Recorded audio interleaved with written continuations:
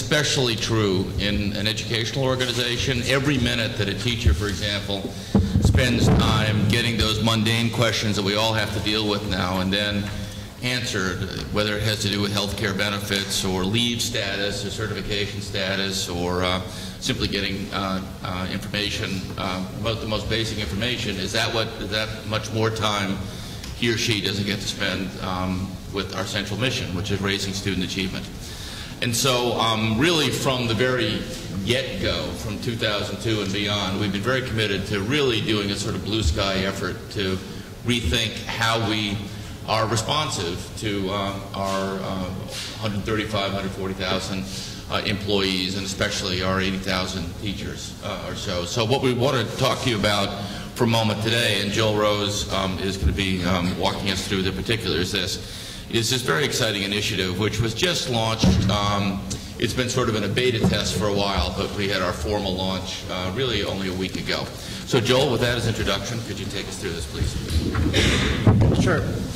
I thought I'd begin with just talking about what we're trying to accomplish in human resources before we understand what exactly HR Connect is. And we're really trying to do three things. The first is we want to help schools attract and retain the highest caliber leaders and staff members. We hire between 6,000 and 8,000 teachers every year, place between 100 and 200 principals, and we want to be focused on making sure schools have the highest potential talent in their schools. Second, and really what the gut of HR Connect is making sure the transactional needs of our employees are processed accurately and efficiently. Chris is right, 135,000, 140,000 employees every day. We have employees who change their name, who have a question about their paycheck, who are going on maternity leave. And we need to do a much better job processing those transactions. And then the third is how we manage our talent north of the school, either at Tweed or in the integrated service centers or in our district offices. About the Department of Education, or maybe it's education in general, is that we don't seem to track very carefully employee turnover and employee retention, or maybe I just haven't seen it.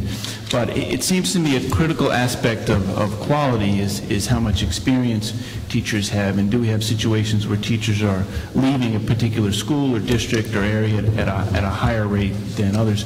Will this system be able to increase the level of transparency in that regard? Because I was impressed with what Robert Gordon managed to do on the budget side. You could look at the average teacher salary by school, but will we be able to see if we have a turnover issue in certain parts of the system with this system? We agree, by the way, that these are critical statistics. The resignation rate, the retirement rate, the retention rate, and all of its manifestations. And we do indeed track that very closely. That is not something that is part of this system, but it is something that we do have data, which we'll be happy to share. Okay, thank you.